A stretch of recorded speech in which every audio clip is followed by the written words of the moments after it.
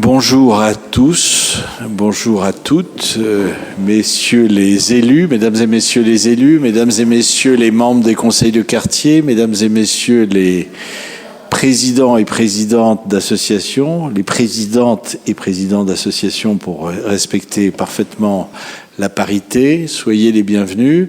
Nous sommes réunis pour une réunion importante, annuelle, visée par le code...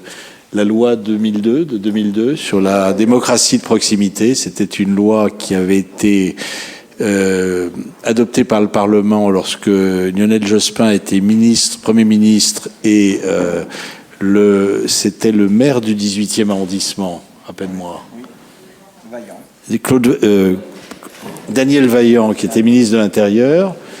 Bertrand Delanoë était maire de Paris. Et donc, il y a eu cette loi démocratie de proximité qui a créé les conseils de quartier qui ont été rendus obligatoires dans les communes de plus de 70 000 habitants, mais on a décidé que les arrondissements, l'ensemble des arrondissements de Paris pouvaient créer des conseils de quartier. Ça a été le cas, je crois, dans tous les arrondissements de Paris, dont le 6e, qui a 6 conseils de quartier. Ça n'a aucun rapport avec le fait que c'est le 6e arrondissement. Sinon, il y en aurait 15 dans le 15e arrondissement et 20 dans le 20e arrondissement. Mais c'était parce que, effectivement, je le rappelle, on a 4 quartiers administratifs dans chaque arrondissement. Et dans le 6e, vous avez le quartier Saint-Germain-des-Prés, le quartier Odéon, le quartier Monet, et vous avez un conseil de quartier qui correspond à chacun de ces 3 quartiers administratifs. Et en revanche, le 4e quartier, le quartier Notre-Dame-des-Champs, qui par sa taille, sa superficie et par sa population est plus important que les 3 autres quartiers réunis, nous avions décidé à l'époque de le scinder en 3. Donc vous avez le 4e quartier, c'est le quartier Reine-Madame, Cassette, que préside Maître Pierrat, le quartier Notre-Dame-des-Champs, stricto sensu, que réduit à son essence essentielle, que préside Madame Bocan. Attention à ce que je dis. Et le 6e quartier, c'est le quartier Saint-Placide, c'est-à-dire qui est présidé par Monsieur Alain Davdac. Et donc qui concerne en quelque sorte un trapèze qui est constitué de la rue de Rennes entre la rue Saint-Placide et le boulevard du Montparnasse et de la rue de Sèvres, non Saint-Placide ou boulevard Raspail plutôt, hein, c'est bien ça. Donc rue de Rennes jusqu'au boulevard Raspail, ensuite le boulevard Raspail jusqu'à la rue de Sèvres, ensuite vous remontez la rue de Sèvres jusqu'à Duroc. Et vous avez ensuite le boulevard du Montparnasse qui vous ramène sur la place du 10 juin 40 à l'extrémité de la rue de Rennes. Donc nous sommes réunis pour cette plénière des conseils de quartier. J'ai déjà trop parlé et je donne la parole à Florence Devara. Merci, monsieur le maire. Alors, oui, ça marche. Donc, je vais juste vous dire un petit mot. Déjà, chère présidente, chers présidents et chers membres des conseils de quartier, je voulais vous remercier d'être venus nombreux à cette séance plénière. C'est un moment important parce que ça va vous permettre à chacun de voir ce qu'il se fait dans les autres conseils de quartier et de faire un bilan. Alors cette fois-ci, ça va être un peu particulier. Nous faisons un bilan sur les 3 dernières années, de 2021 à 2023. Donc vous allez voir tout ce qui a été fait, tout ce qui a été lancé, tout ce qui est en cours de réalisation. Parce que comme vous avez pu le voir, parfois des idées, des projets sont lancés, vont être réalisés, mais vous vous apercevez que les délais sont très très longs pour en voir vraiment le résultat. Mais ça fonctionne comme ça d'une manière générale.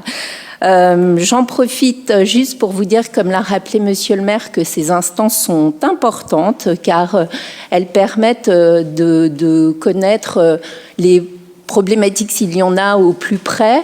Elles permettent de créer aussi une vraie vie de quartier entre les habitants, les commerçants, une sorte de cohabitation pour qu'elle se passe le mieux possible. Et d'ailleurs, j'insiste aussi sur le fait que les moments conviviaux, les fêtes de quartier sont aussi importantes à réaliser dans les conseils de quartier. Vous allez donc pouvoir voir, comme je l'ai dit il y a quelques instants, que les actions réalisées ou menées sont parfois alors très différentes d'un conseil de quartier à l'autre, car chaque conseil de quartier a quand même un peu sa spécificité, c'est ça qui est toujours un peu étonnant, mais il y a quand même des réalisations communes ou similaires, et comme cette année, c'est vrai que nous avons eu en 2023 les réalisations principalement de l'artiste C215 qui a réalisé à la demande de plusieurs conseils de quartier des œuvres disséminées dans le quartier. Voilà, c'est un exemple comme un autre. Et sinon, je termine aussi en vous parlant des 2 événements importants qui ne pourraient pas avoir lieu sans les conseils de quartier, c'est-à-dire la bourse au vélo, qui a eu lieu pour la 2e fois en mai dernier, et le vide-grenier, qui traditionnellement a lieu tous les ans au mois de septembre. Donc, ce sont 2 moments très appréciés des habitants du 6e, qui rencontrent toujours un beau succès. Donc, je vous remercie, parce que c'est vraiment grâce à la participation, alors aussi bien pour la bonne tenue de ces journées, parce que vous venez souvent nombreux pour nous aider, mais aussi la participation financière des conseils de quartier. Voilà, donc ça c'est important, parce que sinon ça ne pourrait pas avoir lieu, et cette année les 2 événements auront lieu en septembre.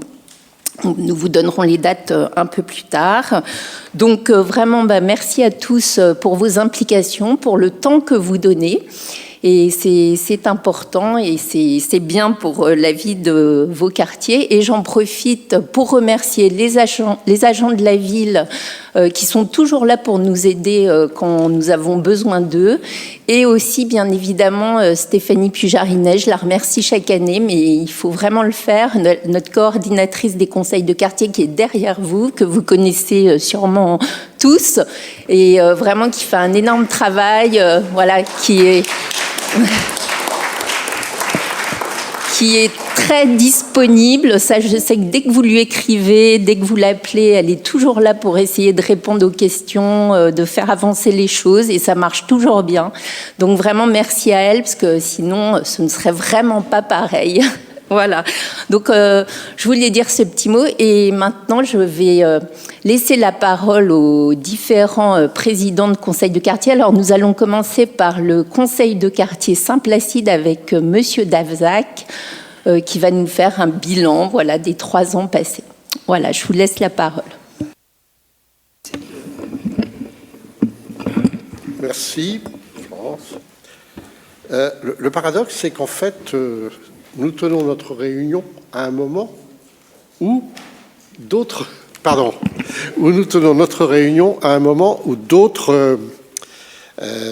membres ont été nommés. Alors, c'est pas parce que Florence de Varax parlait de la longueur que prennent les choses. C'est pas un problème dans la mesure où, d'une part, il y a une permanence d'un certain nombre des membres de conseil de quartier, en particulier dans le nôtre. Et d'autre part, nous avons pris la décision que sur des sujets, le travail pouvait être fait en commun entre des membres actuels du conseil de quartier, des membres passés et même des habitants intéressés par le sujet. Je prends par exemple l'exemple de la propreté et des mégots. Pour les 3 années qui viennent de s'écouler, nous nous sommes réunis 3 fois par an, comme je pense la plupart des conseils de quartier, et cela nous a permis de travailler sur les projets d'aménagement qui ont un impact sur l'aménagement, la vie de notre quartier, mais aussi sur des petites initiatives qui sont destinées à améliorer la vie. Nous avons pris un certain nombre de décisions de fonctionnement visant à ouvrir et à insérer au plus dans le quartier. Par exemple, nous avons par 2 fois réuni le conseil dans des lieux extérieurs à la mairie, une fois au foyer 104 et une autre fois au centre Malraux. Nous avons aussi pris la décision d'inviter des représentants d'associations à venir assister et même à intervenir sur les sessions du Conseil. Ça a été le cas avec une association qui s'appelle l'association Grand Littré, qui regroupe un certain nombre d'habitants qui se soucient du devenir de cette rue. Et ça a été le cas aussi avec le Forum 104, qui est une association qui est établie au 104 rue de Vaugirard et qui a toute une série d'activités. Nous avons bien sûr aussi voulu associer les élus à notre travail, non seulement ceux qui étaient tout le temps présents, puisque 2 désignés pour être membres pleins de notre conseil, mais aussi nous avons pris l'initiative d'organiser un pot sympathique et ouvert avec le maire pour pouvoir discuter et l'interpeller directement sur les sujets de notre quartier. Au-delà de tout ça, nous avons bien sûr aussi exprimé des vœux. Lorsque le sujet nous en semblait le mériter, le premier vœu, ça a été sur l'aménagement du projet, ce qu'on appelle le projet Montparnasse, où nous avons demandé à pouvoir être informés, à pouvoir être associés, voire même à pouvoir être consultés. Et le second vœu, ça a été celui sur l'aménagement de la rue de Vaugirard, qui est un gros sujet en tant que tel, qui n'est pas terminé d'ailleurs, puisque nous avons, dans la session qui s'est tenue en février du Conseil, renouvelé un vœu sur la circulation, la sécurité de cette rue. Nous avons aussi financé, avec notre budget d'investissement, un certain nombre de petits projets qui, par le fait qu'ils étaient petits, ne pouvaient pas être financés par le budget participatif. Alors je vais prendre 2 exemples. D'une part, des achats de cendriers de poche, des achats de poubelles, mais aussi des boîtes à livres.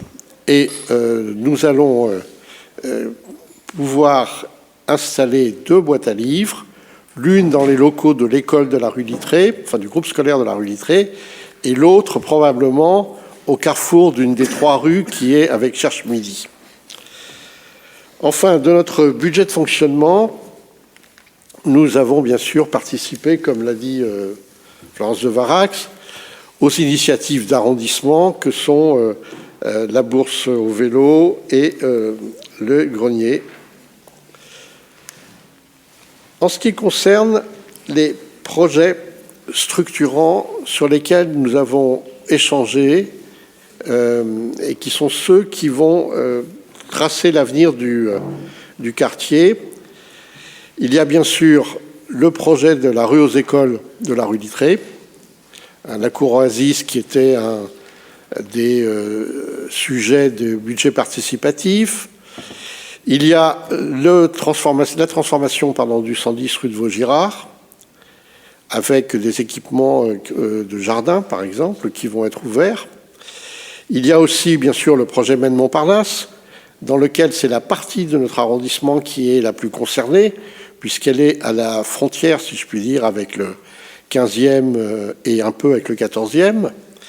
Et puis, il y a aussi, je le redis, l'aménagement de la circulation rue de Vaugirard. Enfin, chacun d'entre vous, je pense, connaît la rue de Vaugirard et connaît les problèmes de circulation qui se posent aujourd'hui dans cette rue où, je rappelle, il y a 3000 vélos qui passent chaque jour. 3000 vélos qui passent chaque jour, c'est pas mal. Enfin, nous avons pris aussi l'initiative de créer un groupe de travail pour un quartier sans mégots, qui a remis un très intéressant et très conséquent rapport. Dans ce rapport, donc, au-delà de l'analyse de l'existant, au-delà je dirais, de quelques modifications qui ont été apportées par le fait qu'on a, par exemple, acheté des poubelles avec des cendriers, en tout cas au début, qui a fait une quinzaine de propositions. Et nous avons décidé que ce travail étant suffisamment structuré et suffisamment mature pour qu'on le poursuive cette année avec, je dirais, entre guillemets, une nouvelle équipe. Autrement dit, nous avons une continuité entre le travail qui a été fait dans la précédente mandature et le travail qui démarre aujourd'hui. Voilà, merci. Merci beaucoup, cher Alain, et je vous remercie aussi d'avoir notifié ce que j'ai oublié de dire, qu'effectivement, nous faisons un bilan des 3 années passées, car c'est cette année du renouvellement des conseils de quartier. Voilà, c'était important. Je vais laisser la parole à Chantal Lambert-Burins pour Saint-Germain-des-Prés. Le réaménagement du square Félix Deruel, que vous connaissez tous, qui est qui est le long de l'église Saint-Germain-des-Prés et qui est bordé par le boulevard Saint-Germain. Ce square accueille beaucoup d'enfants qui sortent de la rue Saint-Benoît ou des crèches. Il est très pratiqué aussi par les auxiliaires de puériculture et les assistantes maternelles. Donc on a installé un nouveau module de jeu, à la fois plus esthétique, plus grand et adapté aux enfants à mobilité réduite. Tout au moins, c'est ce qui nous avait été dit. Maintenant, il paraît qu'on aurait pu un peu mieux faire, mais enfin, bon, c'est comme ça qu'il a été commandé.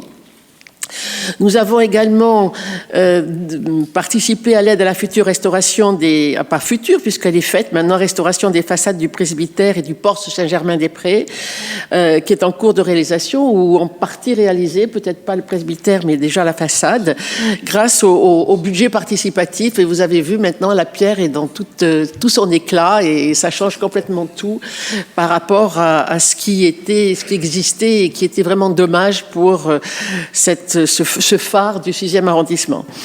On a également participé au lancement d'un film qui a été réalisé par Arnaud Viard, qui est à la fois acteur, producteur, réalisateur. Et Arnaud Viard, pendant toute la période du confinement, a réalisé uniquement à Saint-Germain-des-Prés un film où on voit tout à fait cette ambiance qui nous a tous habités pendant un temps de ce confinement où on était obligé d'avoir un petit papier pour pouvoir circuler. On fait des choses qu'on a aujourd'hui oubliées, mais que ce film a bien montré. Ça s'appelle « On n'avait pas vu les choses comme ça ». Donc on a procédé à son lancement. Il a été ensuite dans des cinémas de Saint-Germain-des-Prés, ou tout au moins au quartier Odéon. Et là, il devrait être racheté, je crois, par Netflix pour passer à la télévision. Ensuite, les participations au vide-grenier, bien évidemment. Nous avons fait des différentes visites et surtout des auditions. Alors, je salue la présence de Christian Chevalier, que je remercie, puisque il nous a présenté la Société historique du 6e, son histoire, son fonds documentaire et son mode de fonctionnement. Je crois que tout le monde était passionné par ce qu'il nous a fait connaître. Également, donc, on a eu la présentation du plan de prévention des risques d'inondation, puisque cette partie de Saint-Germain-des-Prés ou de l'arrondissement, effectivement, c'était une partie qui a été inondée lors des inondations de 1910, ainsi que les différents acteurs qui interviennent en cas de crue, c'est-à-dire la préfecture de police, la ville de Paris, les opérateurs de réseau. Donc, on a eu une présentation très intéressante et exhaustive de tout ce qui se passait. Ensuite, présentation du plan de travaux de la future restauration des façades du presbytère a été présentée, mais ça, j'ai dit que c'était réalisé. La visite de la toiture végétalisée de l'école Saint-Benoît. Alors, ce que vous savez peut-être pas, mais il y a au-dessus de l'école Saint-Benoît une toiture végétalisée qui bénéficie d'ailleurs aux enfants qui vont voir leur petite plantation. Et on a également auditionné l'association Jungle Urbaine qui a en charge la réalisation d'une pépinière d'arbres qui cherche parrain. Alors, je vous lis si ça vous intéresse, parce qu'effectivement, ces arbres grandissent et quand ils vont grandir plus, ils ne tiendront pas sur le toit, donc il faut qu'ils trouvent des parrains pour essayer de voir où est-ce qu'ils pourront être implantés.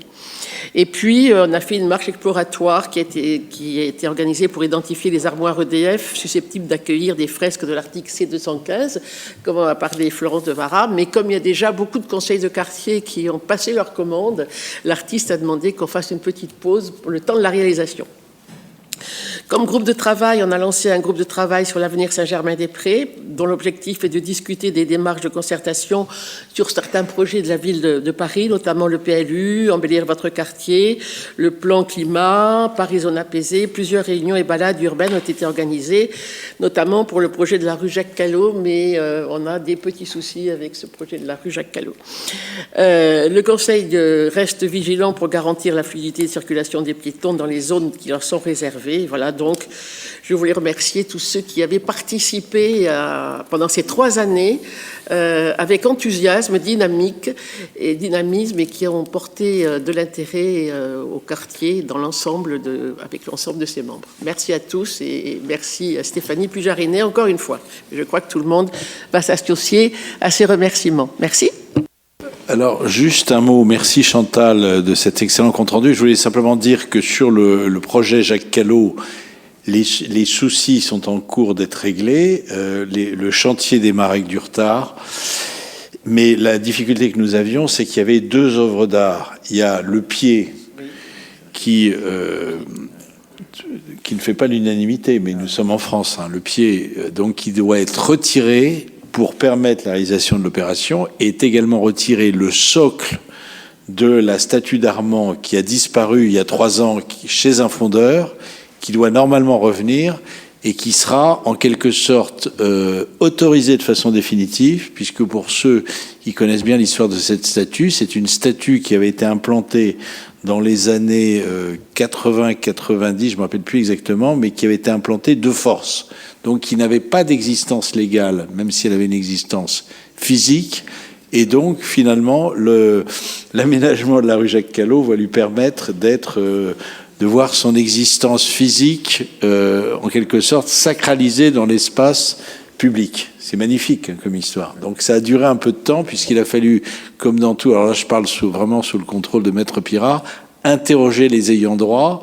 Certains s'étaient un peu assoupis, ils ont été réveillés, ils ont donné leur accord, et donc les statues seront enlevées, le socle et la statue du pied sera enlevé sans doute le même jour, avec ce qui se traduira par une fermeture à la circulation de la rue Jacques Callot, opération qui devrait être terminée pour je dirais, le mois de juin. Hein, avec, ça sera pas un bouleversement dans la rue, il y aura toujours le même régime de circulation. Simplement, il y aura un peu de végétalisation entre les 2 terrasses, celle du Mazarin et celle de la Palette, qui seront d'ailleurs, en quelque sorte, contenues dans leurs limites autorisées. Et entre-temps, la Palette a changé de propriétaire. Et ça, on me l'a dit. Mais ne me demandez pas lequel. Je connaissais l'ancien, je ne connais pas le nouveau. Qui s'est quand même manifesté pour demander si l'opération pouvait être légèrement modifiée. Mais elle ne le sera pas. Maintenant, vous savez tout, vous n'êtes pas forcé de répéter tout ça. Merci, monsieur le maire. Donc, comme vous avez déjà pu l'entendre, les bilans des 2 conseils de quartier qui viennent d'être faits vous ont permis de voir qu'il y a quand même vraiment des spécificités locales pour chaque quartier. Donc voilà, c'est vraiment un petit travail de dentelle, je trouve, et c'est ça qui est intéressant. Alors, je vais laisser la parole, à Charles Flaubert, président du conseil de quartier Monet. Merci Florence. Bonsoir à tous. Donc le conseil de quartier a été mis en place quant au conseil de quartier Monet en 2021. Nous avons réalisé nos 3 réunions statutaires, si je puis m'exprimer ainsi. Donc ça a représenté 9 réunions en tout pour ces 3 années de travail. Je tiens à remercier tout particulièrement les membres du conseil de quartier parce qu'on a travaillé. On n'a pas pu réaliser et mettre à bien tous les projets, mais on a pu travailler et on a d'ailleurs travaillé dans une excellente ambiance et dans une ambiance de courtoisie, ce qui est extrêmement important et ce dont on peut se féliciter. Alors, je dirais que ma courte intervention pourrait s'axer sur 2 points. Tout d'abord, les décisions qui ont été prises ou que nous essaierons de prendre, et puis un peu les thèmes qui sont abordés le plus souvent dans le conseil de quartier Monet. Donc tout d'abord, nous avons émis un vœu à l'unanimité qui avait trait à l'état de la passerelle des arts, qui était un peu en déshérence, peut-être pas en déshérence, mais en mauvais état. Ce vœu a été repris par le conseil d'arrondissement et donc il a été apporté, ou si je puis dire, présenté à la municipalité. Donc c'est positif puisqu'on peut se féliciter des travaux qui ont été réalisés sur la passerelle des arts, même si j'ai certaines dames, je vois Madame Oriot, qui me disent que c'est pas parfait, notamment sur les talons. Mais bon, on a quand même des travaux importants qui ont été réalisés et la situation est revenue à la normale, sachant que, mais là c'est l'adjoint à la sécurité qui parle, on essaye de limiter les cyclistes ou en tous les cas les trottinettes ou autres nuisances sur la passerelle et sur les voies d'accès. Donc mais ça c'est, je ferme la parenthèse, c'est l'adjoint à la sécurité qui parle. Nous avons aussi, on avait soutenu la mise en place d'un parc canin sur les quais bas de la Seine au niveau on va dire du quai des Grands Augustins, en bas du quai des Grands Augustins. On n'a pas réussi pour le moment à le mettre en place. Peut-être dans le futur, dans ces 2 prochaines années, on y arrivera. C'est un projet, moi je trouve intéressant parce que on a des propriétaires de chiens qui ont toujours le besoin de passer, enfin de faire de l'exercice à leur chien. Il y a un parc à côté, mais on est un petit peu pauvre là-dessus. Qu'est-ce qu'on a réalisé? On a permis la réalisation, l'achat d'une boîte à livres pour l'école Saint-André-des-Arts. Nous avons également financé le matériel pour une boîte à livres pour l'école Jardinet. On a participé naturellement au vide-grenier, à la bourse au vélo. C'est très apprécié des habitants. On a toujours des points très positifs sur ces 2 événements. Donc là aussi, le conseil de quartier a pu y participer financièrement. Nous sommes intervenus aussi pour un point très précis du quartier Monet, à savoir la petite problématique Hirondelle, passage de l'Hirondelle où on avait vraiment des problématiques de personnes à la rue. Donc on a pu faire poser des grilles. Alors c'est pas le conseil de quartier qui l'a décidé bien évidemment, mais on s'y est attelé. On a une amélioration très nette de la situation à cet endroit-là. Et puis également, nous avons décidé de nous aussi faire intervenir l'article 215 sur des coffrets techniques avec une parité d'hommes et de femmes de l'arrondissement et même du quartier qui seront représentés. Puis je précise également, alors là c'est aussi un vœu personnel, je souhaiterais pour les 2 prochaines années, essayer de mettre en place un parc pour enfants, en tous les cas des équipements pour enfants dans le quartier Monet, parce qu'on n'en a pas. Et donc ça serait bien si on pouvait trouver un endroit, peut-être sur une partie de la place Saint-Michel, essayer de mettre quelques équipements pour enfants du type de ceux d'excellente qualité qui ont été mis derrière l'église Saint-Germain-des-Prés. Si on pouvait arriver à trouver un endroit, ça serait formidable, mais on a encore du travail là-dessus. Alors les thèmes abordés, on a parlé beaucoup des incivilités, notamment on a fait intervenir la chef de la police municipale, des nuisances sonores, notamment des terrasses. C'est vrai que dans l'arrondissement et tout particulièrement dans ce quartier Monet, on a beaucoup de terrasses de café. Donc il s'agit là aussi de trouver un équilibre, même si je pense que la situation est à présent sous contrôle. On a également beaucoup parlé végétalisation. On n'a pas réussi encore à trouver d'emplacement, mais là aussi, on devrait arriver à faire quelque chose. Dans tous les cas, on continuera nos efforts sur ce plan-là. Beaucoup parlé de sécurité des piétons, notamment vis-à-vis des vélos et des trottinettes. Des problèmes de mégots de cigarettes et de cigarettes. Voilà, donc c'est des thèmes qu'on a beaucoup apportés, on a beaucoup discuté là-dessus, et je pense qu'on aura l'occasion encore de le faire. On a une nouvelle équipe qui est mise en place, puisque le premier conseil s'est tenu le 5 mars. J'ai notamment Madame Oriot qui est là, et Monsieur Lernoux, que j'ai vu également, qui était présent, qui est présent aujourd'hui pour notre nouvelle équipe. Et je dirais que ce qui est important, c'est qu'on a des conseillers qui m'ont l'air vraiment décidés à avancer, à être impliqués. C'est du temps. Il faut savoir que c'est pas que 3 réunions par an, c'est quand même du temps de préparation, éventuellement des marches exploratoires qu'on a mises en place, donc c'est du temps. Et voilà, on a une équipe, j'ai l'impression, qui m'a l'air motivée, donc on a encore 2 ans de travail pour essayer de sortir 1 ou 2 projets pour le bien de l'arrondissement et du quartier Monet. Merci à tous. Merci beaucoup, Charles, pour ce bilan détaillé. Maintenant, je vais donner la parole à Emmanuel Pierrat pour le Conseil de quartier Rennes.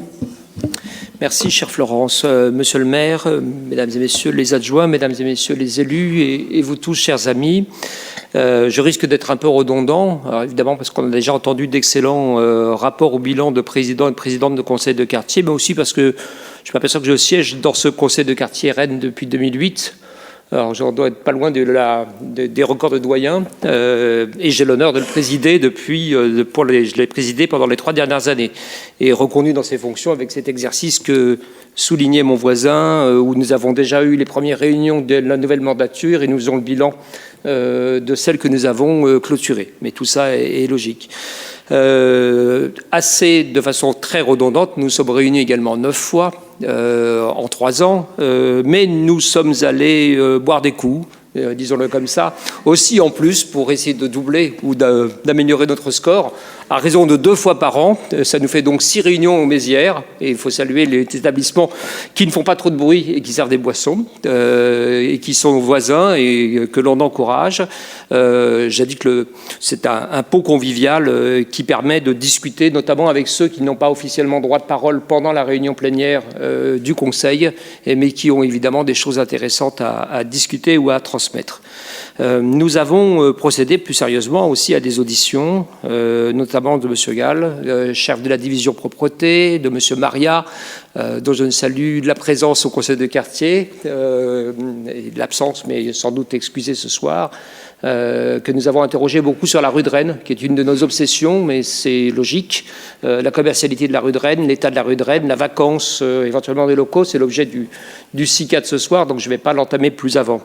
Nous avons, comme les autres conseils de quartier, beaucoup travaillé sur les nuisances, et avec un soin particulier sur la question des mégots, avec un groupe de travail qui s'est dévoué quasi exclusivement aux cendriers, à mettre leurs 2 poches, moins pour nous, mais plutôt devant les théâtres et les établissements de cinéma. Enfin, vous voyez à peu près de quels endroits je peux parler. Nous sommes intéressés aussi, comme à l'usage, à l'encombrement des trottoirs, et notamment à l'invasion des sapins qui apparaissent miraculeusement toujours au mois de décembre, au même endroit, boulevard Raspail, en plein cœur, voilà, donc avec des discussions qui sont récurrentes mais utiles pour essayer de trouver une cohabitation avec tous ces conifères qui s'enfuient ensuite dès le mois de janvier. Nous avons pris part active, comme tous, au vide-grenier et évidemment à la bourse au vélo. Et puis nous avons, je crois, de façon similaire à plusieurs conseils de quartier, participé au financement du parc canin de l'allée du Séminaire, et nous avons également travaillé en suggérant à C215, nous aussi, notre lot de personnalités, en essayant de parler des femmes. Rosa Bonheur, de Marguerite Duras. Alors tout n'a pas été retenu, et puis on s'était attribué des personnalités qui étaient du quartier d'à côté, mais on est fini par retomber sur nos armoires électriques. Nous avons travaillé aussi sur beaucoup d'autres sujets. Le coworking, pardon pour l'anglicisme, était à la mode quand on a ouvert la mandature précédente. On était encore dans les confinements et dans les questions sur les lieux de travail. Les choses ont un peu évolué depuis. On parlait de bagagerie solidaire, de création de jardins partagés, de la végétalisation de la rue de Rennes, qui, vous le savez, monsieur le maire, est une de mes obsessions aussi récurrentes, qu'on avait entamée grâce à vous, entre la statue de Rodin, enfin de Balzac par Rodin, jusqu'au carrefour avec la rue de Vaugirard. Nous avons parlé du mobilier urbain, de la convivialité, ça vous l'avez compris, des boîtes à livres. Et évidemment, nous avons regardé de près, voire initié ou participé au budget participatif, en pensant que c'était l'outil idoine pour porter des projets qui pouvaient être ambitieux et dépasser notre budget. Vous avez compris qu'il a régné une très bonne humeur dans ce conseil de quartier. Ça s'est amélioré. Alors, je ne sais pas si c'est dû au nombre de coups à boire, au nombre de pots, mais ça s'est beaucoup amélioré, à tel point que nous avons donc commencé la nouvelle mandature. J'empiète sur le bilan qu'on fera dans 3 ans, mais mardi dernier, en passant, je pense, autant de temps dans la mairie qu'aux Mézières, mais c'est-à-dire beaucoup de temps ici et beaucoup de temps ensuite, ce qui nous a permis de faire la passation de pouvoir entre ceux qui quittaient le Conseil, et je les remercie d'avoir siégé et d'être toujours aussi présents, parce que je sais qu'on occupe 4 des 8 premières places mon conseil de quartier occupe 4 des 8 premières places du premier rang, donc je suis assez fier des troupes. Et je remercie vraiment infiniment, comme tous, alors moi, Olivier Passlec, surtout, puisque c'est mon coturne, si je puis me permettre, dans cette aventure. Évidemment, Florence de Vara pour son investissement et sa bienveillance. Évidemment, Stéphanie Pujarinet, qui va finir par s'envoler à la fin de cette... voilà. Je propose qu'on fasse une chapelle à Saint-Sulpice, puisque c'est un de nos budgets permanents, un monument historique, pour béatifier Stéphanie dès à présent. Et puis évidemment, vous l'avez compris, l'ensemble des représentants des différents collèges, les présidentes d'associations, dont certains ont le bon goût de redoubler, et donc de persévérer dans l'effort, les personnalités, les élus, et puis évidemment les habitants. Voilà, je crois que j'ai dit. Merci. Merci beaucoup, cher Emmanuel. Donc, je vais donner la parole maintenant à François Comet pour le conseil de quartier Odéon.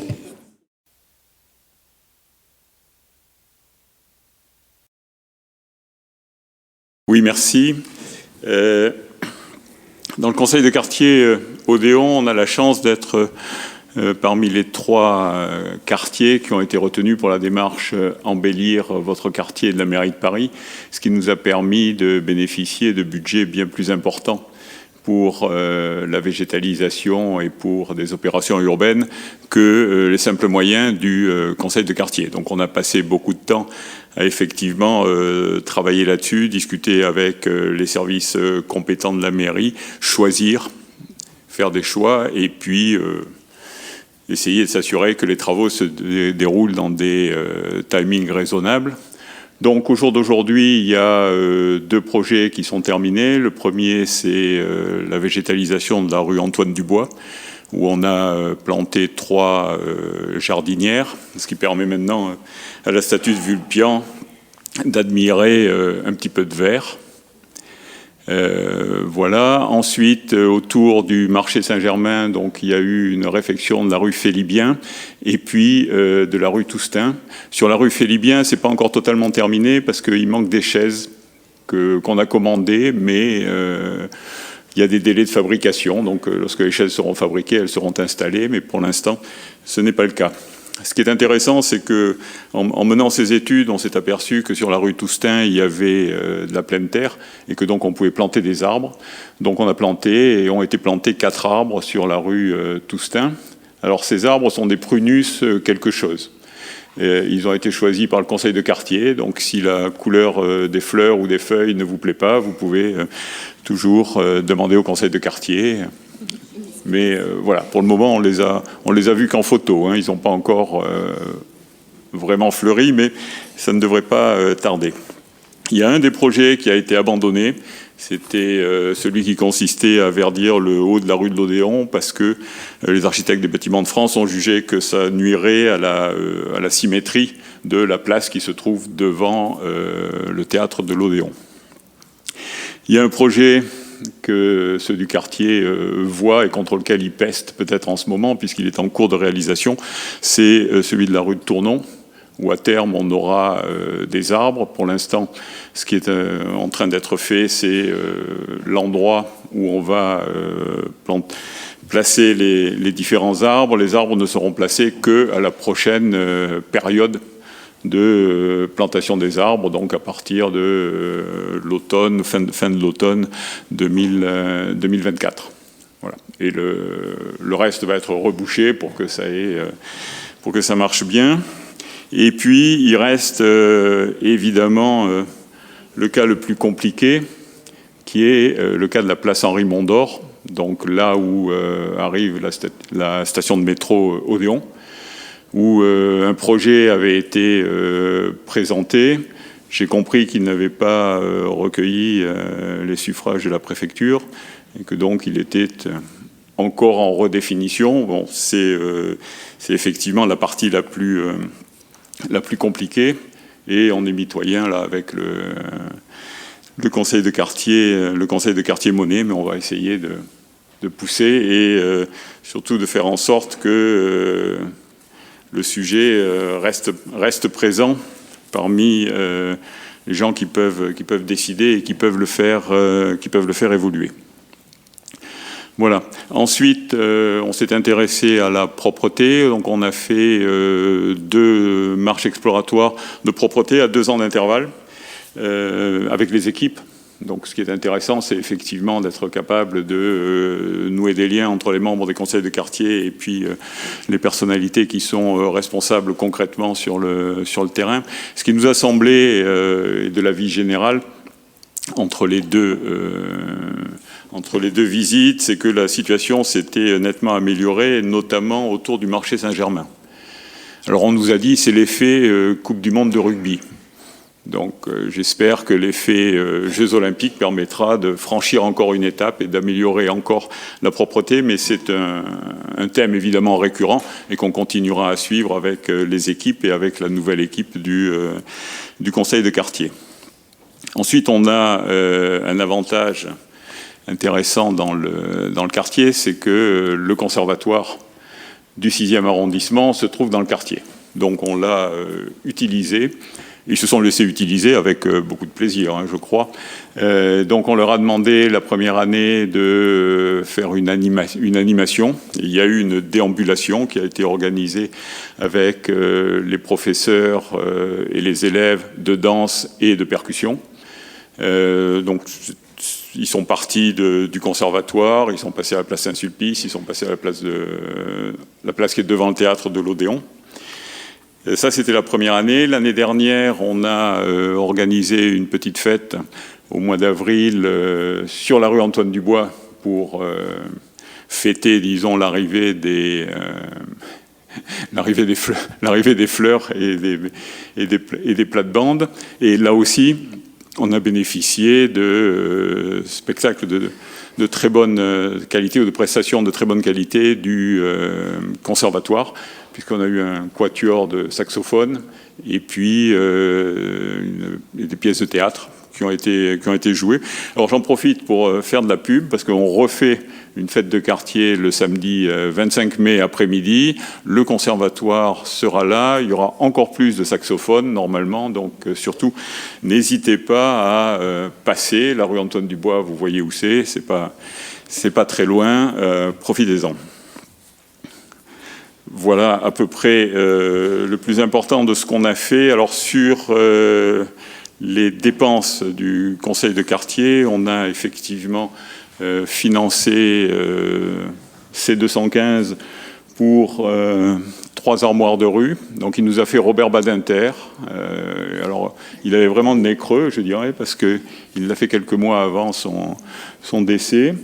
Oui, bien réussi, effectivement. On lui a demandé aussi Olympe de Gouges, donc ça c'est fait. Et puis Charlotte Perriand, qui doit être en cours de réalisation, je pense. Qui doit être... Ah, elle est faite ? Ah, c'est fait, alors bon. Autant pour moi. Donc on a cofinancé effectivement avec le conseil de quartier Rennes le parc canin. Et puis on a pris notre part dans le financement des nouvelles illuminations de fin d'année qui ont eu lieu dans la rue de l'Odéon, puisque rue de l'Odéon, il s'est créé une association de commerçants, et c'est la première fois qu'il y avait une illumination. Donc la rue de l'Odéon et puis la petite place qui est en bas. Je pense bien réussi. On a participé au financement de cette action. Voilà. Alors ceci dit, on a été particulièrement des gestionnaires bons pères de famille pour notre conseil de quartier, puisqu'il nous reste encore en fonctionnement un peu plus de 8 000 € et en investissement 26 000 €, ce qui permettra au nouveau conseil de quartier de continuer à embellir et rendre agréable le quartier.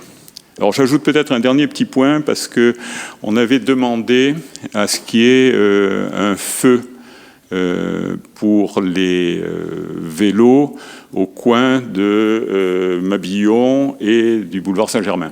C'est-à-dire qu'en fait, les vélos qui roulent sur le boulevard Saint-Germain, lorsqu'ils veulent tourner à droite, donc à contresens sur la rue du Four, peuvent le faire, mais de temps en temps, ils le font un petit peu cow-boy, quoi. Et c'est pas obligatoirement sûr qu'ils s'arrêtent toujours quand il y a des piétons. Donc on pensait que ça serait une bonne idée peut-être d'avoir un feu. Ce qui nous a été répondu par la direction de la voirie, c'est qu'il va y avoir une réorganisation un peu plus globale de cette place. Alors malheureusement, puisque c'est plus global, ça prendra un peu plus de temps, donc ça sera plutôt 2025 si j'ai bien compris, mais dans ce cas-là, pour le moment, il n'y a pas de feu et il vaut mieux attendre une réorganisation un peu complète de cet endroit-là. Voilà, merci. Eh bien, merci beaucoup, François Comet. Donc, voilà, là aussi, voilà, d'autres points sont apparus spécifiquement sur ce quartier. Alors, nous allons terminer avec le conseil de quartier Notre-Dame-des-Champs, présidé par Ariel Bocan. Oui, merci. Donc, nous, on va un peu redire tout ce que vous avez dit, parce qu'on a presque fait tout ce que les autres quartiers ont fait. Non, j'exagère. Mais on a passé... ça fait du bruit, non? Oui, mais c'est pas ça. C'est dehors. Bon, d'accord. Alors, on a passé évidemment 3 très belles années avec notre conseil de quartier Notre-Dame-des-Champs. On a toujours eu, je ne sais pas si c'est de la chance, mais tous les membres sont toujours très extraordinaires, très impliqués. Il y a toujours eu une très très bonne entente. Nous avons fait également, comme les autres conseils de quartier, 3 réunions par an, des visites, des inaugurations, des embellissements et des beaux projets. Alors, je vais un peu vous développer tout ça. Dans les réalisations du boulevard Raspail, nous avons aidé à la réalisation du terre-plein central en posant des lisses. Les lisses sont les petits fils pour empêcher en fait les chiens essayer d'empêcher les chiens d'aller sur les plates-bandes, et on a participé également à la végétalisation. Nous avons implanté une très grosse poubelle, une Big Belly, devant l'église Notre-Dame-des-Champs, sur le parvis. Et nous avons remplacé les 12 poubelles qui étaient autour des jardins de l'Observatoire, puisque c'était des poubelles à rats. Et maintenant, ce sont des poubelles où les rats ne peuvent plus passer. Enfin, nous avons créé le jardin partagé aux Anames. Avec ça, vous devez être au courant, avec possibilité de compost. Alors, pour pouvoir apporter son compost, il faut être abonné à l'association, mais ça coûte pas très cher. Vous pouvez aller y travailler, aider, et c'est toujours... on va faire en sorte que de plus en plus de personnes à la rue viennent aider et participent au projet, puisque c'était ça l'idée initiale. Enfin, aussi, nous avons continué l'aménagement du jardin Gaston-Menerville avec 3 agrès en plus. Alors, si vous voyez où est le jardin Gaston-Menerville, c'est ce qu'on appelle le petit Luxembourg. Les agrès, vous devez bien les voir si vous passez là-haut, parce qu'ils sont toujours très occupés. Et ça, c'est génial. On en a rajouté 3, mais il en faudrait encore. Mais nous n'avons plus la place, puisque la partie haute, en fait, de ce jardin, nous avons aménagé nous avons fait des lignes au sol pour que les enfants puissent venir faire du roller, du vélo, etc., en suivant des lignes, et leur apprendre un petit peu à conduire correctement. Ce qu'on appelle les mobilités douces. Nous avons aussi, et ça c'était l'année dernière, participé à la détermination, et ça a été assez houleux, des essences pour cette fameuse place Vavin, la place Terzieff, avec les arbres qui ont été abattus, je ne sais pas quel est le terme, l'été dernier, et qu'il a fallu remplacer, et qu'on a remplacé très rapidement. Et ça, il faut remercier l'ADEF, parce que ça a été fait très rapidement et les arbres sont déjà en place. Alors, on les a choisis en conseil de quartier, mais je vais y revenir. Pour ce qui est des investissements et du fonctionnement, donc nous avons participé à l'achat de matériel pour le square aux Anames, parce que c'est pas le tout d'avoir un square, d'avoir des bacs. Il faut des pelles, des truelles, des râteaux, etc., de la bonne terre, etc. Donc le conseil de quartier a participé à ça, ainsi qu'à l'achat de vêtements pour les sans-abri d'une des associations de l'église Notre-Dame-des-Champs. Et ça, au moment de l'hiver, ça a été évidemment énormément apprécié par les sans-abri. On achetait des gants, des vêtements, des dessous, en fait, des petits pulls. On a fait une grosse commande Décathlon, entre guillemets, et évidemment, tout a été pris. Vous parliez tout à l'heure des cendriers. Nous avons acheté 2 grands cendriers mobiles qui sont toujours devant le Lucernaire, qui doivent rentrer tous les jours. J'y suis passée encore la semaine dernière, ils sont bien là. On a préféré faire ce choix-là plutôt que des petits. On a pris 2 gros cendriers qu'on a mis devant ce théâtre. On aide aussi l'association Raspail Végétal qui installe des plantes aussi sur le boulevard Raspail et qui a installé les bacs et avec les buis qui sont pas en très bon état. J'y suis passée la semaine dernière sur la partie qui est devenue piétonne, la partie de la rue Stanislas qui est devenue piétonne entre le boulevard Raspail et la rue Notre-Dame-des-Champs. Là, il y a 3 ou 4, je crois, gros bacs. Et c'est vrai que les arbres ont eu un petit peu chaud l'été dernier. Donc, il va falloir se repencher là-dessus. Et nous avons aussi participé, et ça c'est absolument génial, aux illuminations de la place Terzieff. Donc l'année dernière et cette année, l'année dernière c'était la première année que se crée l'association Vavin Bréa. Je crois qu'elle s'appelle comme ça, c'est l'association des commerçants. Et donc, on a participé en finançant un petit peu les illuminations. Et si vous êtes là en décembre, c'est toujours, cette place est devenue magique. Donc, il ne faut pas hésiter. Nous allons aussi, je ne crois pas que ce soit fait, l'agrandissement du parc canin. Alors ça, c'est un projet, plus que projet, on doit participer financièrement et ça, je ne sais pas où ça en est. Alors là, c'est si vous assistez, mesdames et messieurs, à du live où la présidente du conseil de quartier Notre-Dame-des-Champs vérifie que j'écoute bien ce qu'elle dit. Alors, chère présidente, le Petit Luxembourg, jardin de l'Observatoire, est un endroit absolument magnifique, à ne pas confondre avec le jardin de l'Observatoire de Paris, qui est un autre endroit, comme a confondu récemment un haut fonctionnaire de la mairie de Paris, dont je ne citerai pas le nom par charité, mais il est sous le contrôle, et c'est normal, des architectes des bâtiments de France. Donc on a eu beaucoup de mal déjà à implanter ce premier parc canin. Là, il y a une extension qui a été effectivement prévue dans ce qu'on appelle, pour un 6e plus vert, budget participatif 2024. Mais l'architecte des bâtiments de France est actuellement sans doute un peu submergé, donc on l'a relancé 2 fois en lui expliquant que c'était juste une petite extension, donc ça n'altérait pas la vision qu'on avait du palais du Sénat. Quand on se retourne, c'est-à-dire quand on regarde le palais du Sénat, effectivement, il ne faut pas que ça soit mis en cause. Donc il a été placé sur le côté gauche quand vous êtes dans le jardin des grands explorateurs et vous regardez le Luxembourg. Et là, il s'agit simplement de faire une petite extension dans la longueur, puisque les chiens, vous le constatez, ils sont très contents d'être là, mais ils sont effectivement, ils sont un peu contenus, si je puis dire. Et j'ajoute que les parcs canins, vous voyez, je suis parti dans un lyrisme verbal, sont également un élément de convivialité. C'est-à-dire qu'il y a les bistrots, mais aussi les parcs canins. Il y a des amitiés qui se nouent, et peut-être plus, si possible, mais je m'arrêterai là. Donc ça reste une volonté, comme le parc canin de Charles Flaubert. Ce ne seront pas des hippocampes, ce seront normalement des chiens. Mais là, il ne faut pas tordre le bras de l'ABF, il faut tordre le bras de Haropa, qui est le gestionnaire des quais de Seine. C'est un peu compliqué. Donc on verra, après avoir sauvé les bouquinistes, on essaiera de promouvoir le parc canin des quais de Seine. Voilà, donc merci beaucoup. Donc voilà, pour agrandir ce rendez-vous, nous souhaitons agrandir le parc canin. Et aussi, nous avons déjà fait 5 œuvres de C215 que vous pouvez voir sur le boulevard du Montparnasse. Alors, inauguration pot amicale. Alors, nous aussi, nous faisons beaucoup de pots. Mais nous ne faisons pas que des pots.